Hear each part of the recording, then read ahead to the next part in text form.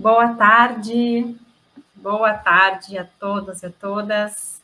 17 horas do dia 11 de novembro de 2023. A gente está começando mais uma virada cultural da ONG Prematuridade.com, quarta edição.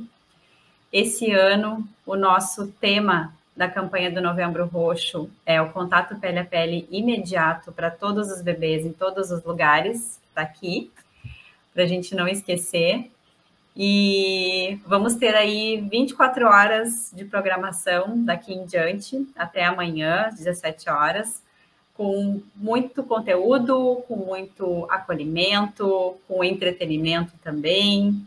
E para a gente abrir essa virada, esse evento e começar a nossa tarde aqui com chave de ouro, a gente vai falar sobre um tema muito especial, né? Onde o contato pele a pele está inserido, mas que é um contexto muito maior. Então, eu vou chamar aqui para dividir a tela comigo a doutora Zene Lamy. Boa tarde, Zene. Boa tarde, um prazer enorme estar aqui, iniciando esta virada aqui contigo, Denise, muito bom. Bem-vinda, bem-vinda. Obrigada por aceitar estar aqui com a gente. E é sempre muito especial poder te ouvir, né? Ainda mais nesse tópico que é totalmente Zene Lamy, né? Uma das mães do método canguru aqui no Brasil. Então, a doutora Zene é médica, neonatologista, docente na Universidade Federal do Maranhão e é coordenadora do método canguru pelo Ministério da Saúde.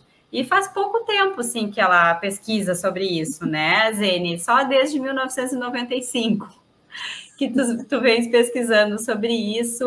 Então, a gente está muito feliz de poder te ter aqui com a gente na virada para falar sobre o que a gente avançou de método canguru, quais os desafios e tudo que vem junto aí com essa nossa política pública maravilhosa. Então, eu vou passar o palco para ti, vou compartilhar a tua tela já. Ok. Aí. Muito bem. A minha proposta é que a gente possa, nós temos uma hora aqui nessa abertura, nesse momento especial, e eu preparei uma apresentação com muito carinho para discutir, para trazer alguns tópicos que eu acho que são interessantes para a gente ficar pensando nesse Novembro Roxo. Mas eu queria fazer isso assim, compartilhando com Denise. Então, Denise, sempre que você quiser e sempre que vocês que estão aqui com a gente quiserem fazer uma pergunta, fazer um comentário, vão colocando aí no chat e Denise vai trazendo aqui para a discussão. A minha ideia é que eu não fique falando o tempo todo sozinha, mas que a gente possa, nessa uma hora, ir compartilhando. Também não pensei em fazer uma apresentação e depois responder perguntas. Eu pensei em fazer isso e o que fosse, assim, o que vocês tiverem de dúvidas, de ideias, vocês vão trazendo e a gente vai discutindo. Pode ser assim, Denise? Perfeito, Zene. Eu vou cuidando aqui também o chat, comentários e qualquer coisa eu te interrompo, sim. Perfeito. Ótimo, muito bem. Então, eu queria começar dizendo para vocês, né, que, antes de qualquer coisa, eu também tive um bebê pré-termo. O meu filho foi um pré-termo tardio, que nasceu... Eu tive uma eclâmpsia, então foi uma interrupção de urgência. Nasceu numa época em que, aqui em São Luís, né, eu moro em São Luís, nós estávamos começando os cuidados intensivos neonatais, e naquela ocasião a gente ainda não tinha UTI neonatal.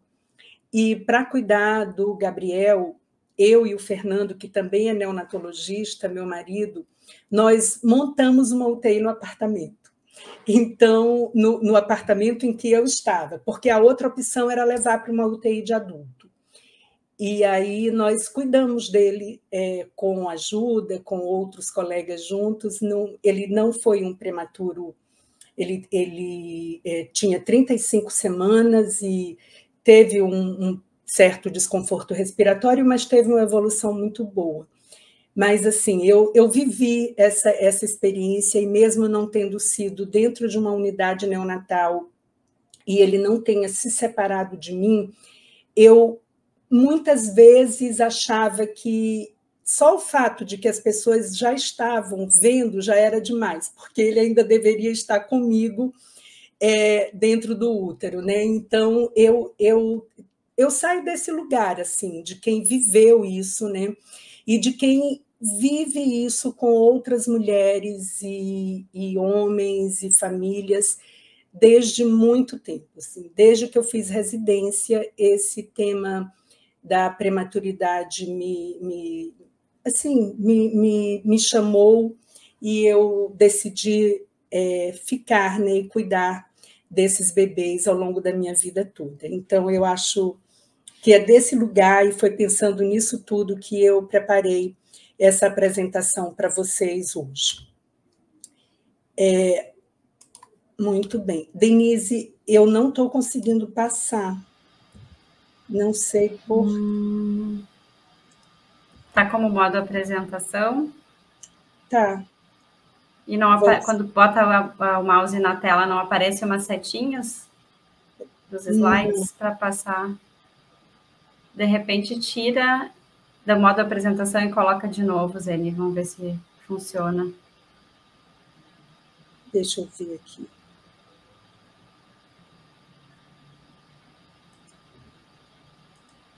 Agora foi? Agora foi. Uhum. Muito bem. Então, eu pensei em começar contando um pouco da história do método Canguru, né? De onde nós partimos. Talvez muitos de vocês que estejam aqui com a gente hoje já conheçam essa história, talvez outros não, então eu quis compartilhar um pouco. O método Canguru, ele surgiu na Colômbia em um contexto de crise. Era um momento em que o Hospital Materno-Infantil de Bogotá, que eu tive a oportunidade de conhecer, estar lá já mais de uma vez, vivia uma situação de superlotação, falta de incubadoras, falta de outros recursos. Eles tinham muitas infecções cruzadas, hipotermia e, consequentemente, altas taxas de mortalidade. Também, como consequência disso, o desmame precoce e o abandono de crianças que ficavam lá internadas por muito tempo sem suas mães era uma situação vivida naquela ocasião assim, relativamente frequente. Dois pediatras, o doutor Edgar Reis Sanabria e o doutor Héctor Martínez. O doutor Héctor eu cheguei a conhecer, o doutor Sanabria morreu um pouco antes da primeira vez que eu fui lá. E eles tiveram, então, a ideia de colocar os bebês em contato pele a pele, pensando na garantia de fonte de calor. A ideia inicial era essa, né, que, sem incubadora, que eles pudessem manter o bebê aquecido na pele da mãe, e eles se basearam muito na experiência de mulheres indígenas colombianas que usam muito o bebê junto ao corpo, e também no canguru, né, no bichinho canguru, que nasce extremamente pré-termo e migra para a bolsa da mãe e lá se desenvolve. Então, com isso, eles visavam estimular uma alta precoce e continuar esse cuidado em casa, né? Eles manterem o bebê em casa, fazendo a posição canguru, com acompanhamento ambulatorial para reavaliação clínica diária. Eu cheguei a ver isso em Bogotá. Diariamente, exceto no dia que a equipe ia até a casa, porque eles faziam algumas visitas domiciliares, a família levava o bebê para pesar e avaliar. Então, muito precocemente, após começar essa experiência, eles observaram que, além de manter os bebês aquecidos, eles conseguiam estimular o aleitamento materno, tiveram uma assim, franca redução da mortalidade, aumento do vínculo e redução de abandono. Então, essas experiências começaram a circular pelo mundo.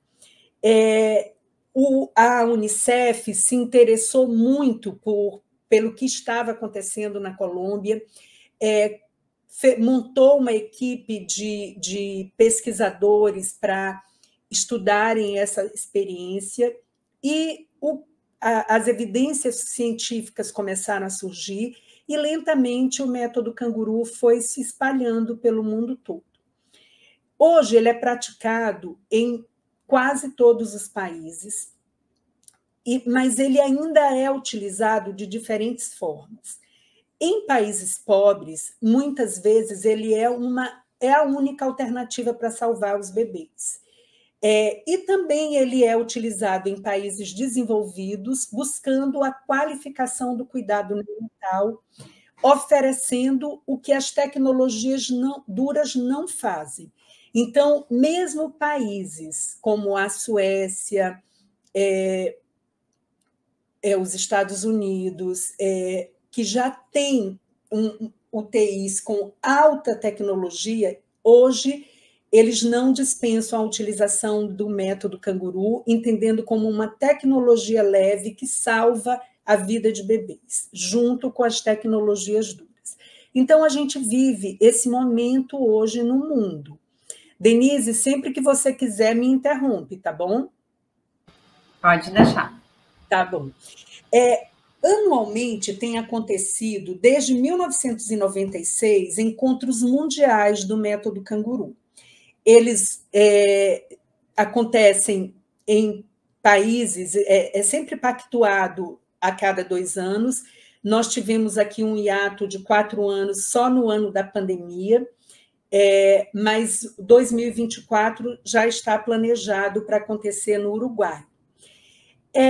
Eu trouxe, a partir desses encontros, eu tenho estado na maioria deles, e eu trouxe algumas reflexões para fazer com vocês de como a gente vem avançando ao longo desse tempo. Então, eu trouxe algumas questões para a gente pensar nos aprendizados e saberes que vêm sendo construídos ao longo do tempo, né, e que vêm, com certeza, mudando as nossas práticas. Então, eu trouxe aqui um marco, que foi a 8ª conferência do Método Canguru, o Encontro Mundial de 2010, que aconteceu no Canadá. Então, no fechamento desse encontro, eram encontros pequenos até 2010 ainda, eu acho que nós não chegávamos a 80, 100 pessoas, eu estava lá, e o Dr. Michel Kramer fechou a conferência falando que não é mais possível falar em cuidado neonatal sem falar em método canguru. Então, eu acho que é muito, muito importante isso, porque quando nós começamos, especialmente aqui no Brasil, o método canguru tinha ainda um pouco daquela ideia, muitas universidades no Brasil pensavam que era ainda uma tecnologia ou um cuidado para quem não tinha uma boa unidade de terapia intensiva neonatal. Isso existiu por muito tempo. Felizmente, eu coloco no passado, porque realmente essa é uma questão que mudou muito, mas eu lembro de um congresso brasileiro de perinatologia que aconteceu em Florianópolis e foi muito significativo, né, Denise? Nós estávamos em uma mesa esse ano no perinato, quando essa memória foi trazida, né? Que naquela época o doutor Nelson e a doutora Nicole estavam em uma mesa falando sobre o método canguru, e muitas pessoas colocaram que aquilo não era seguro, que não era uma prática para as unidades que já estavam com uma densidade tecnológica grande.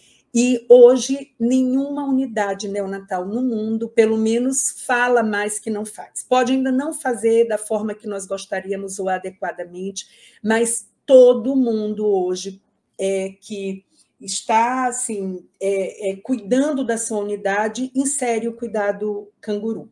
Então, é muito interessante a gente ver como isso vem vem mudando.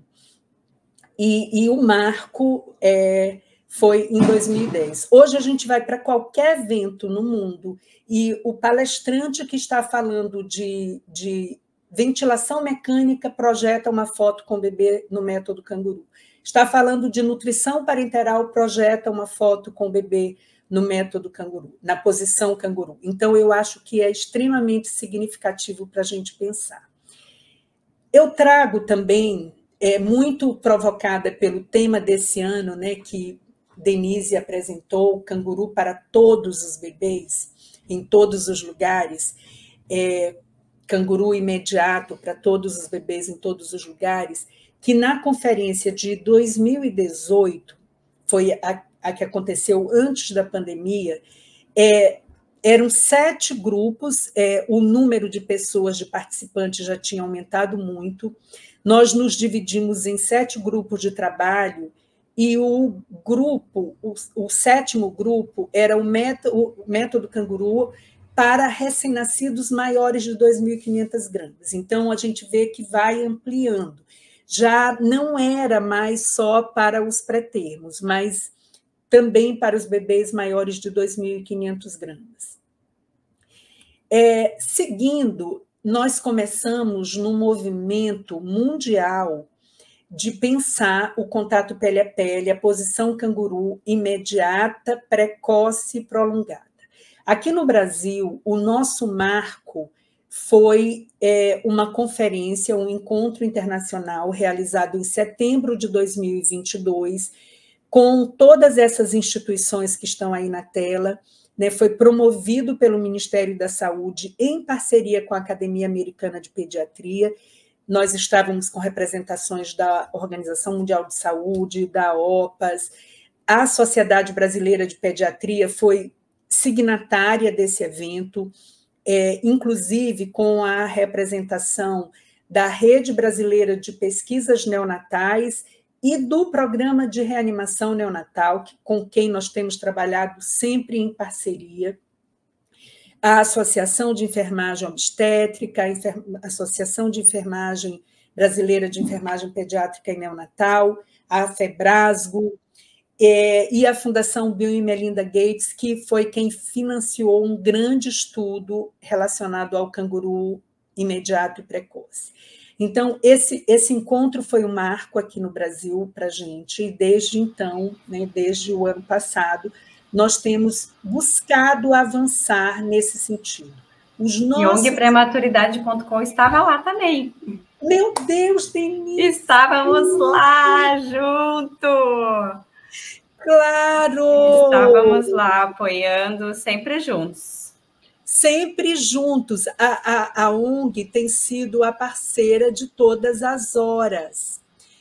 Como eu fiquei horas buscando isso aqui, Denise. Não, mas é que já está implícito. Quando está ali todo esse grupo aqui na foto, né?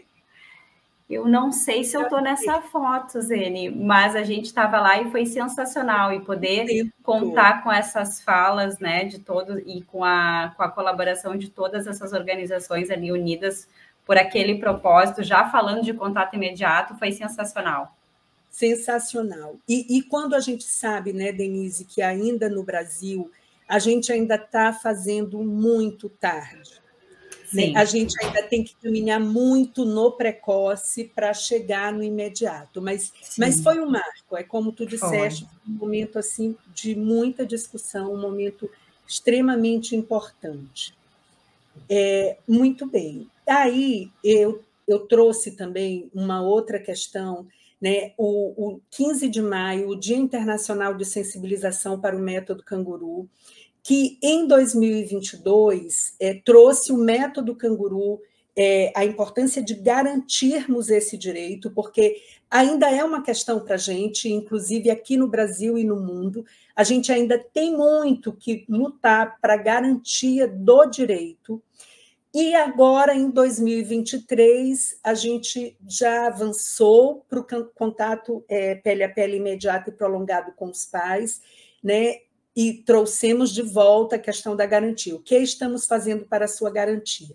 né? Esse 15 de maio é um dia internacional e esses temas são pactuados internacionalmente e, de novo, a ONG Prematuridade.com está sempre absolutamente junto. E o Novembro Roxo, que, inclusive, foi a ONG que me deu a notícia que esse ano seria esse tema tão importante, pequenas ações, grande impacto, contato pele a pele imediato para todos os bebês em todos os lugares.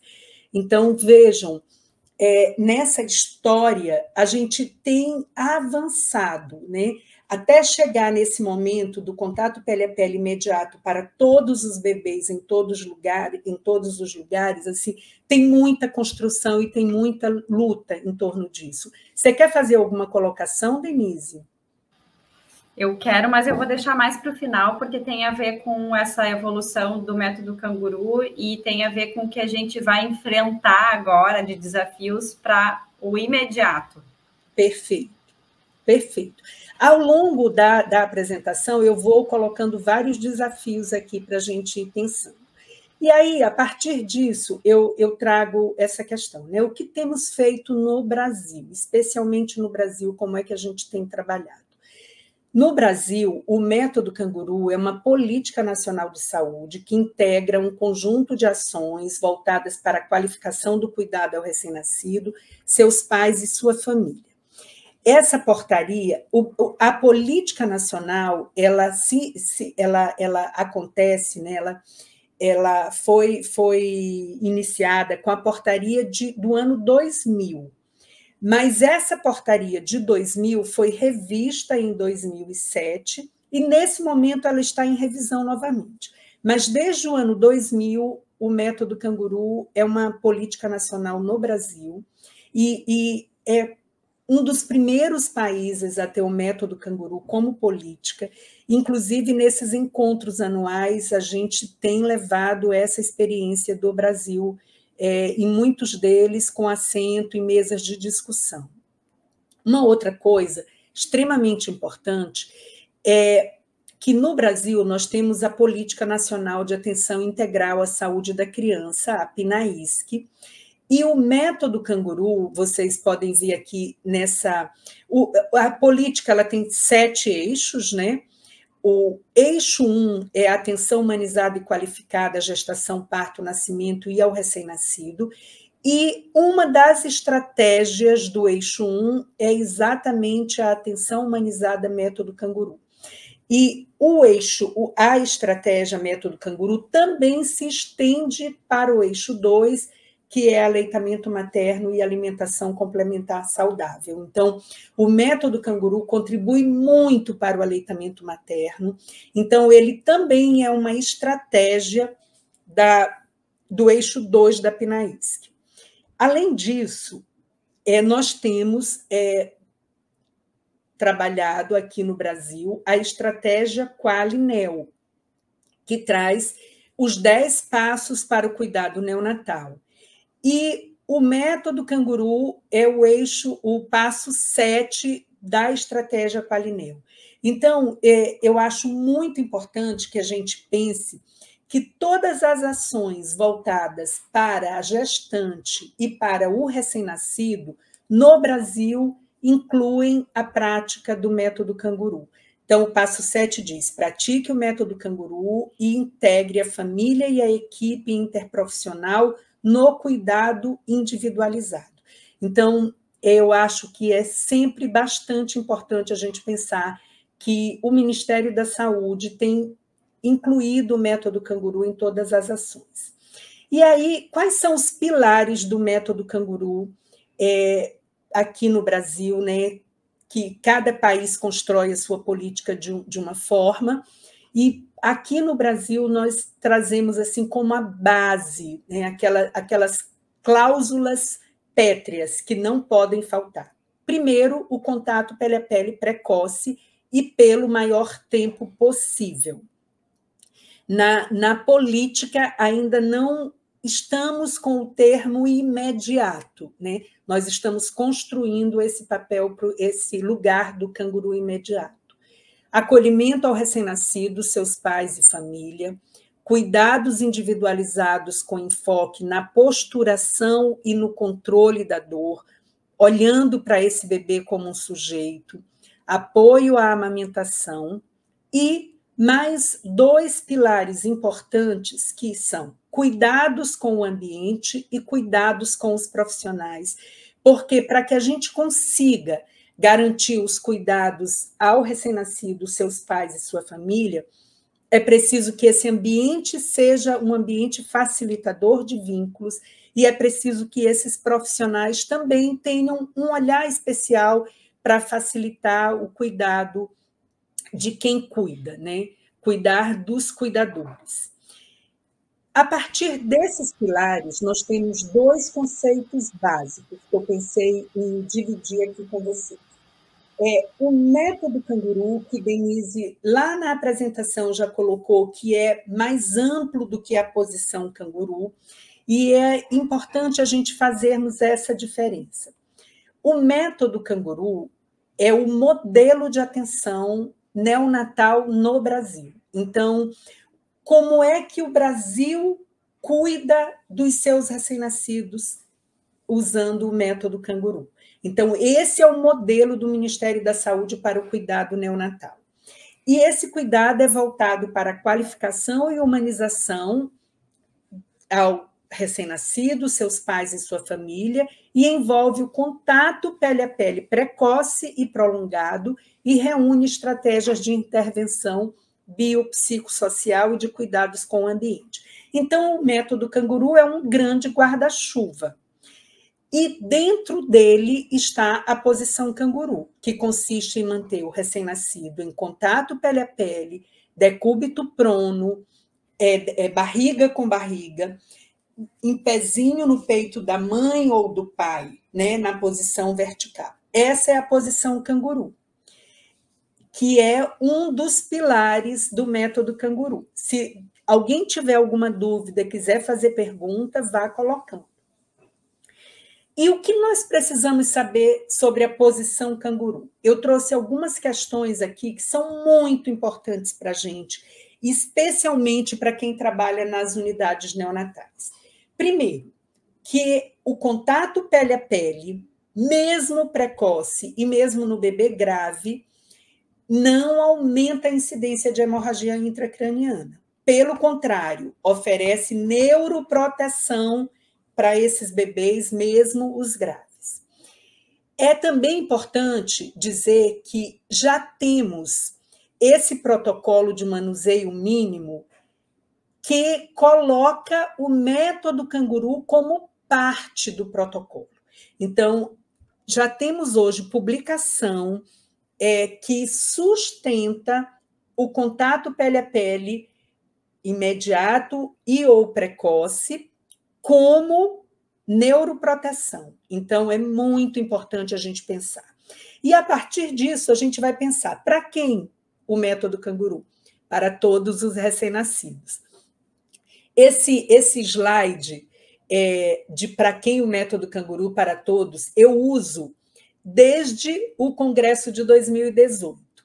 E agora, este ano, a campanha da prematuridade do Novembro Roxo veio justamente trazer, e eu achei isso fantástico. Então, é especialmente para aqueles que nascem pré-termo e ou com peso menor do que 2.500 gramas. Esses vão se beneficiar muito mais. Esses precisam muito da posição canguru. Mas mesmo os bebês maiores também se beneficiam. E onde? Em todos os lugares, como a campanha diz. A gente pratica o método canguru na unidade neonatal, no apartamento, no quarto, na enfermaria, no hospital público, no hospital privado e no domicílio. Muitos bebês que já estão em casa podem se beneficiar bastante da posição canguru. E como a gente deve fazer? Né? A gente tem trabalhado bastante essas técnicas com as equipes hospitalares. Existem técnicas específicas. É muito simples quando o bebê não é um bebê grave, não está em ventilação mecânica, não está com catéteres, é muito simples. O cuidado é deixar o bebê só de fralda. Se o ambiente for muito frio, pode usar uma touquinha na cabeça, porque fica uma área exposta do polo cefálico grande, mas nada além. Uma touca e uma fralda. E se o ambiente não for muito frio, e se o bebê já for maiorzinho, ele pode ficar sem touca. Quando é um bebê grave, e essa prática é feita no hospital e tem toda uma técnica de colocação. O tempo. Muito importante, assim, eu queria colocar isso para vocês, que o tempo deve ser sempre o maior possível. Já temos estudos mostrando que quanto maior é o tempo, mais benefícios a criança tem. Já temos países como a Suécia que indicam o que eles chamam de canguru contínuo, que é desde a saída da sala de parto, mesmo para bebês em UTI neonatal, o bebê fica com a mãe em contato pele a pele, revezando com o pai, de forma contínua. No Brasil, nós recomendamos que o ideal, a partir das últimas pesquisas que nós fizemos com nossos centros de referência, o ideal é pelo menos 3 horas por dia. E nunca colocar o bebê em posição canguru por menos de 1 hora, porque a gente sabe que um ciclo de sono do bebê dura em torno de 50 minutos. Então, é muito importante que, ao ser colocado na posição canguru, esse bebê tenha um tempo de relaxar, dormir e acordar para ser tirado. E a mãe também precisa de um tempo. E a frequência. Se o bebê é um bebê que já está muito bem, que já está em casa, você pode botar e tirar 2, 3, 4 vezes ao dia. Mas se esse bebê é um bebê internado, o ideal é que sejam tempos maiores e menor frequência. Se ele é grave, talvez ele só possa ir 1 vez por dia. Então, a gente espera aquele melhor momento do dia que a mãe ou o pai tem maior tempo. Se ele já está na U5, né, já está perto da alta, essa frequência a mãe pode botar de manhã, de tarde, de noite, não tem problema. Muito bem. E eu tenho falado muito de unidade neonatal. O que é a unidade neonatal? É o local de internação do recém-nascido no hospital. E essa unidade é dividida em unidade de terapia intensiva neonatal e unidade de cuidados intermediários neonatais. E a de cuidados intermediários, é dividida em unidade de cuidados convencionais e a unidade de cuidados intermediários canguru, que é a U5. Então, esse é o que nós chamamos de unidade neonatal, é a nomenclatura usada no Brasil pela Portaria 930. E o método canguru é um leque, um guarda-chuva que envolve o cuidado do bebê nesses 4 espaços, né? Na verdade, nos 3 espaços, a unidade de terapia intensiva neonatal, a convencional ou a canguru. E a gente, inclusive, estende esse cuidado para o pré-natal, quando o risco neonatal é identificado. E ele continua na 3ª etapa, depois da alta, e se estende até o domicílio. Então, a unidade neonatal envolve isso, mas o método canguru começa antes da unidade neonatal e termina depois da unidade neonatal. Espero que tenha ficado claro, mas estou aberta para perguntas. Super claro, Zene. Quem está nos assistindo aqui que trabalha em UTI, em unidade neonatal, por favor, mandem aqui suas perguntas, comentários, como que funciona na unidade de vocês, se estão conseguindo garantir esse contato, né, e todas as outras diretrizes. E depois eu vou fazer uns comentários, depois que terminar. Maravilha, Denise. E aí, como é que a aplicação do método deve acontecer? Nas 3 etapas. E a partir de um conceito que é o cuidado progressivo. Então, à medida que o bebê vai melhorando, né, a sua doença, vai ficando menos grave, ele deve progressivamente ir evoluindo no cuidado, e desta forma a gente inclui pai e mãe nesse cuidado o mais precocemente possível. Então, a primeira etapa, depois que o bebê nasce, acontecem na UTI neonatal e na unidade intermediária convencional, a segunda etapa na unidade intermediária canguru e a terceira etapa no domicílio, que é a atenção compartilhada entre a equipe hospitalar e a atenção primária. Então, eu trouxe algumas questões para pensar com vocês aqui nessa internação do bebê. Primeiro, desde os pilares que eu chamo a atenção para os cuidados individualizados, é necessário ter um olhar para as singularidades de cada bebê e de sua família. As famílias não seguem modelos pré-determinados, então é preciso uma escuta qualificada da equipe para cada família, porque cada uma tem necessidades diferentes. E mesmo que, às vezes, a necessidade daquela família fuja à rotina do serviço, nós, equipe hospitalar, podemos fazer ajustes para atender essas peculiaridades. Isso é sempre possível. E aí, para pensar a primeira etapa, a gente parte da garantia da aplicação que essa etapa é que garante a aplicação do método canguru, que prepara a mãe para a segunda etapa, dela depende a continuidade do método, e que pai e mãe não são visitas, e que o SINCA não é enfermaria e é uma unidade intermediária. Então, o contato pele a pele deve acontecer o mais precocemente possível, a presença do pai deve ser sempre incentivada, a gente precisa cuidar do primeiro encontro como um momento único. Pode ser uma rotina para as unidades neonatais, todo dia uma mãe ou um pai entrarem pela primeira vez na unidade.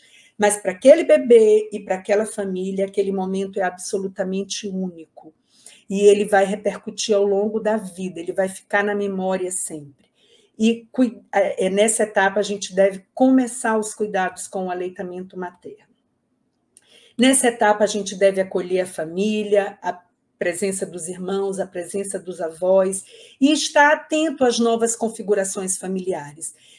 As famílias não seguem modelos padrões e a gente precisa estar atento a isso.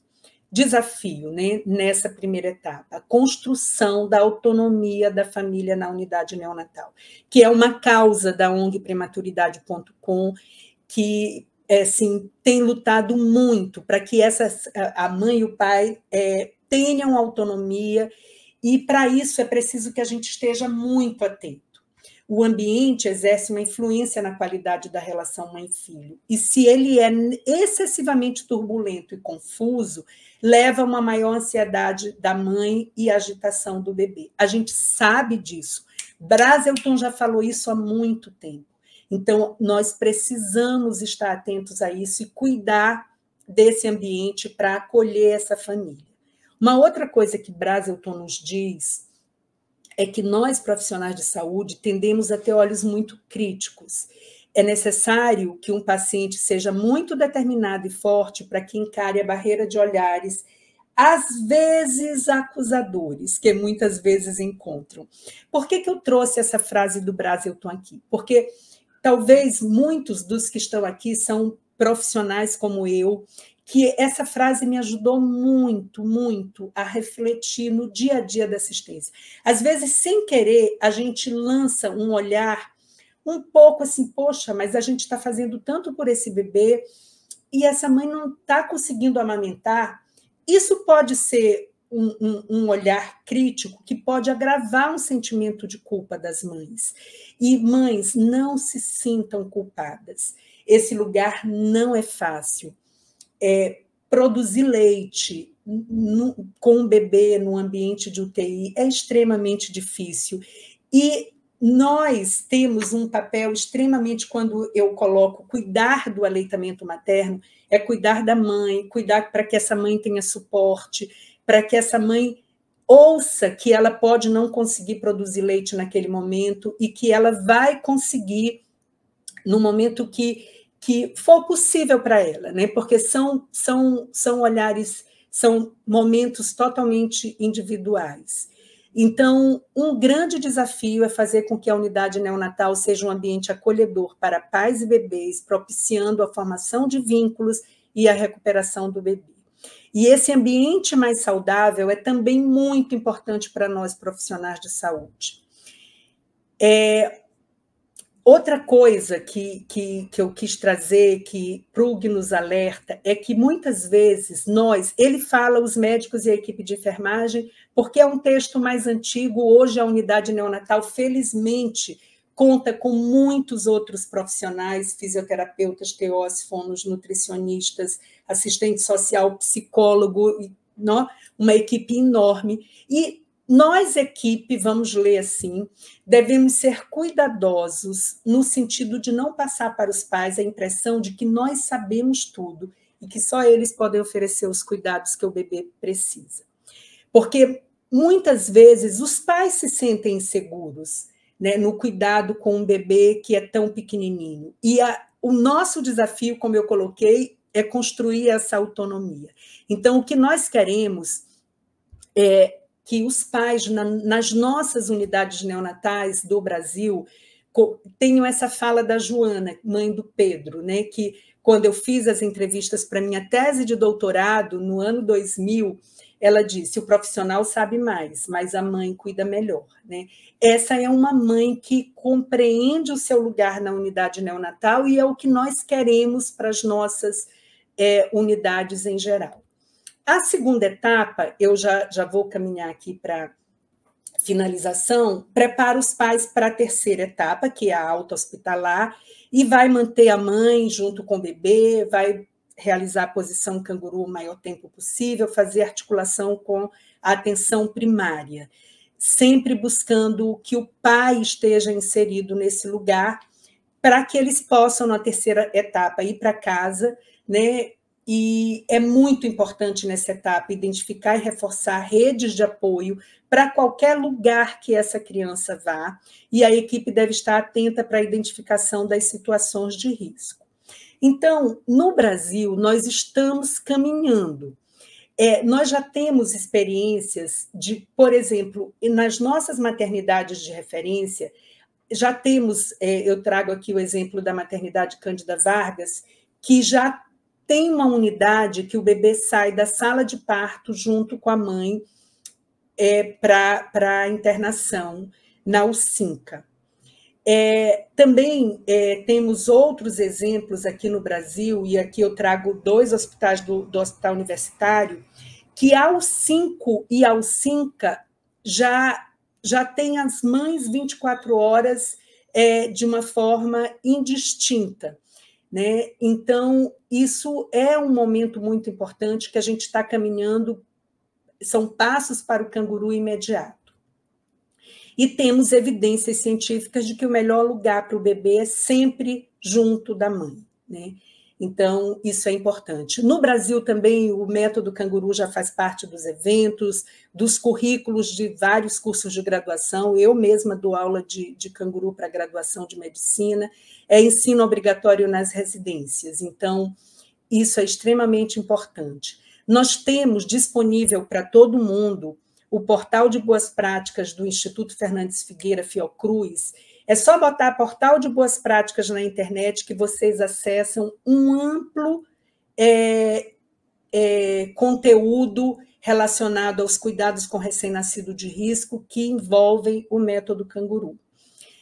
Depois, a partir da pandemia, o Ministério da Saúde começou a pensar na disseminação do método canguru a partir de atividades, da transposição de atividades presenciais para o ensino em EAD. Então, nós temos vários cursos acontecendo em EAD, e eu quero dizer que nós queremos brevemente, no ano que vem, lançar um curso do método canguru para a comunidade, para que não só os profissionais de saúde possam fazer, mas todos os pais e toda a família, né? Nós estamos lançando agora o da atenção primária.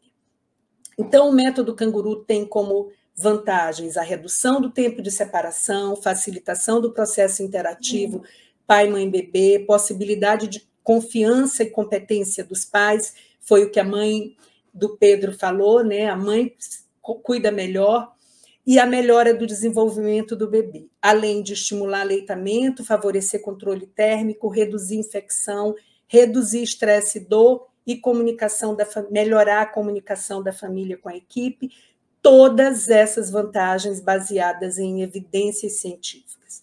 O que temos aprendido? Não basta falar, temos que fazer, não basta fazer, não basta mais fazer o pele a pele, temos que ir além, temos que fazer imediato, se não der imediato, fazer precoce e prolongado. Nós precisamos caminhar nesse sentido. Então, essas questões, o método canguru é seguro, tem bons resultados, reduz custos? Sim, ele é seguro, tem bons resultados e reduz custo. Então, quais são nossos desafios hoje, terminando essa fala?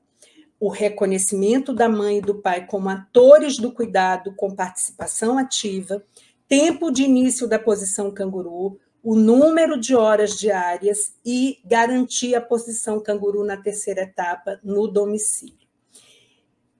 Quanto custa o método canguru, gente? Quando a gente pensa na minimização do impacto da prematuridade no desenvolvimento do recém-nascido, na redução do número de reinternações no primeiro ano de vida, aleitamento materno por maior tempo e mais prolongado, melhores taxas de infecção, menores taxas de infecção durante a internação e após a alta, menor mortalidade, melhor desenvolvimento global, melhor vínculo afetivo, não tem preço. Vocês concordam? E aí eu trago esta pesquisa que estudou crianças que participaram da posição canguru, do contato pele a pele precoce, com 20 anos. Então, um estudo que foi realizado entre 2012 e 2014, que avaliaram desde a saúde geral até o perfil metabólico, produtividade acadêmica desses adultos aos 20 anos. O que é que eles descobriram? A posição canguru demonstrou efeitos sobre o QI, sobre o ambiente familiar. Os pais ofereciam maior suporte e carinho ao longo da vida, menor absenteísmo nas escolas, menor agressividade, menor hiperatividade e menor condutas sociodesviantes em jovens adultos.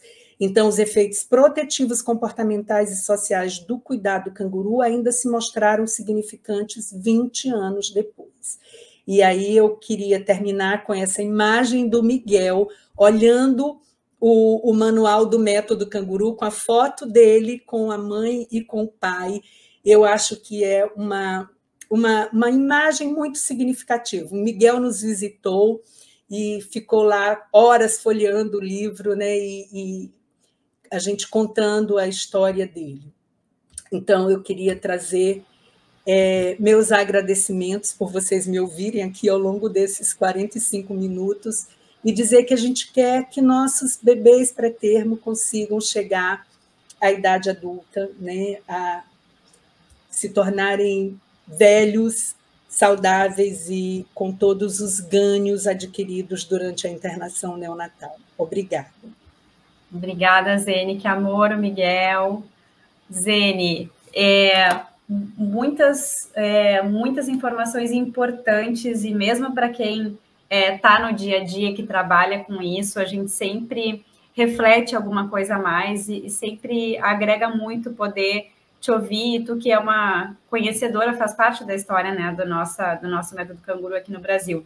Eu queria te perguntar em relação a outros países, tu que tem contato com bastante, com outros governos, né, com outras instituições que também buscam esse cuidado canguru, mas aqui no Brasil a gente sempre, desde o início, né, da política pública do método canguru, há 23 anos, sempre buscou falar com o método canguru mãe e pai, incluindo, né, também dando protagonismo para a figura paterna. E eu vejo que ainda em muitos países se fala em KMC, né, o Kangaroo Mother Care. Então, acho que tem um movimento aí para tirar só o mother, né, do nome, mas acho que a gente tem muitas coisas que estamos na frente, né, inclusive de países avançados, países desenvolvidos, que a gente está na frente nesse sentido de não focar só na mãe, das 3 etapas no método canguru, que eu não sei se pela tua experiência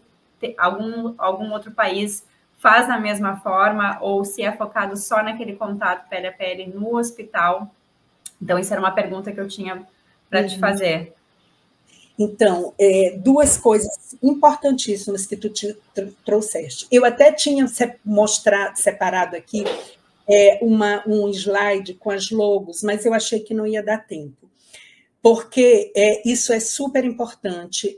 O nosso primeiro material ainda saiu com método Mãe Canguru, contra a nossa vontade até, mas na época era o nome mundial, e ainda é em muitos países, e nós não tivemos força para mudar isso desde o primeiro momento.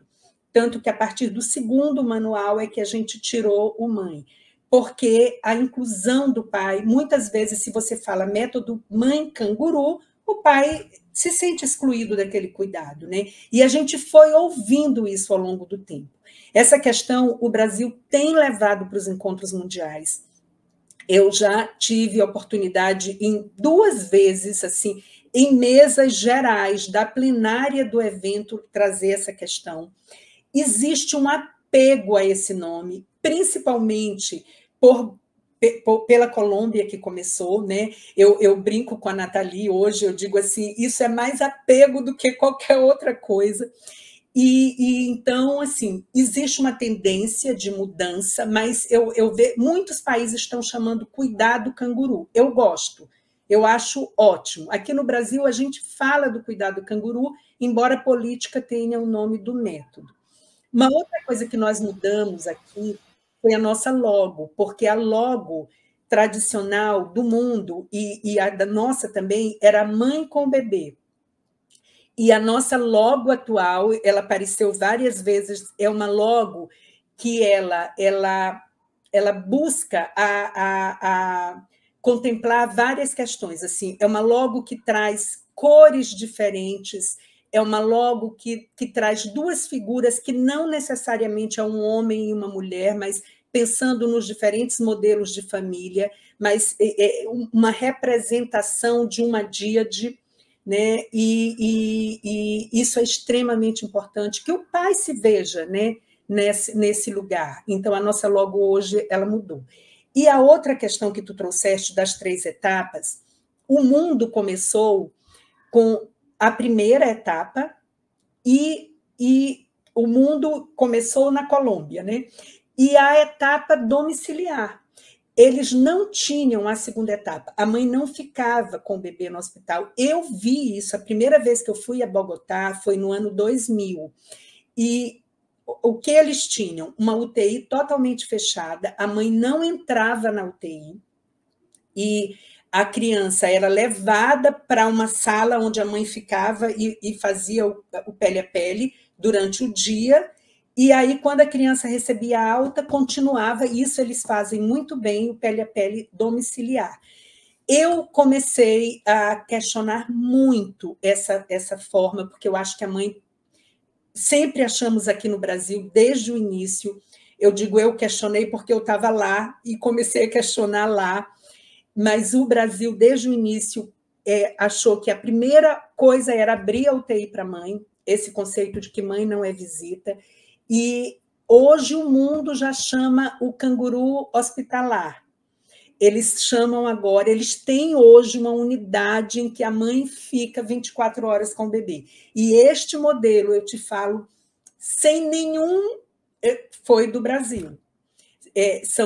São exemplos que o Brasil tem construído, porque desde que nós começamos, doutor Nelson, doutora Marinice, doutora Catarina, que eram os técnicos do Ministério quando o método canguru começou, desde que o IMIP começou, antes da política, né, e antes do IMIP ainda, o Guilherme Álvaro, que foram os 2 primeiros hospitais do Brasil que utilizaram a posição canguru, eles já começaram com a mãe dentro da unidade 24 horas. Então, isso, quando eu cheguei no Ministério, isso já era dado. Então, quando eu fui para Bogotá, que a mãe ainda era visita, nem entrava, a criança que saía, aquilo me causou impacto muito grande. Então, pronto, respondi tua pergunta. O Brasil, sim, tem avançado em muitas coisas e contribuído para esse modelo que o mundo hoje tem. E hoje eu acho que já tem países que estão adiante da gente. A Suécia, por exemplo, nem fala mais em etapas, porque o bebê já sai da sala de parto dos hospitais junto com a mãe. Então, é tudo unidade canguru. Acho importante a gente falar isso, né, Zene, que a gente inspirou, que a gente foi pioneiro, que nesses avanços que a gente sabe que no início toda mudança, né, é vista assim com um certo... É desafiador, né? Sim. Muda para todo mundo. E a mesma coisa em relação agora ao contato imediato, porque a gente está falando também de um processo que envolve uma equipe que não está tão familiarizada com isso, né? Que é quem está na sala de parto, no centro obstétrico. Então, eu queria só que tu comentasse em relação aos desafios nesse sentido. Depois eu vou ler uns comentários que tiveram aqui no chat. Perfeito. Então, estamos agora caminhando, né? E, como Denise falou, são muitos desafios. Eu acho que, primeiro, a gente tem que pensar no canguru precoce. Aquele bebê que está na nossa unidade, ele precisa começar pele a pele nas primeiras 24 horas, 48 horas, porque isso pode mudar toda a flora dele, pode construir resistência para infecções hospitalares, né? Então, isso é extremamente importante, e a gente ainda, no Brasil, começa muito tarde. E agora a gente está pensando no imediato. Então, os bebês, no Brasil, a sala de parto segue o programa de reanimação neonatal, as diretrizes do programa de reanimação neonatal. E no PRN, né, doutora Fernanda, doutora Ruth, que nos acompanham e que estavam com a gente lá no evento com a Academia Americana de Pediatria, defendem que todo bebê que nasce bem deve ir para o contato pele a pele imediato. O bebê que nasce com menos de 34 semanas, segundo as diretrizes do PRN, ele precisa de uma assistência imediata e, tão precocemente possível, ele deve ir para o contato pele a pele. Então, isso que nós temos hoje. A gente pode avançar para que um bebê com 34 semanas que nasceu bem, que não precise... Podemos, alguns países estamos fazendo, mas a gente ainda tem muita coisa para fazer, inclusive com os nossos bebês que nascem a termo, que muitas vezes o contato pele a pele ainda é muito curto, né? É imediato e prolongado. A gente quer que seja pelo menos na primeira hora de vida. Zene, em relação ao nosso tempo que demora muito, né? Não sei se tu chegou a comentar ali que em torno de 5 dias, é isso a nossa média para colocar o bebê no pele a pele? Nós monitoramos todas as referências que a gente espera que são aquelas maternidades que estão mais atentas né, ao contato pele a pele, e no nosso monitoramento anual, no ano passado, a gente estava com a média de início no 5º dia de vida. Gente, isso é muito tarde. Isso é muito tarde. A gente já perdeu oportunidades aí muito grandes para que esse bebê não complicasse. Quando a gente pensa que a sepse hospitalar, a infecção causada por procedimentos, é uma das principais causas de óbito dos nossos recém-nascidos hoje no Brasil, e a gente tem uma estratégia que todas as pesquisas nível A da Cochrane mostram que fazer precocemente diminui a infecção hospitalar. Eu penso que tem até uma questão ética, sabe, Denise?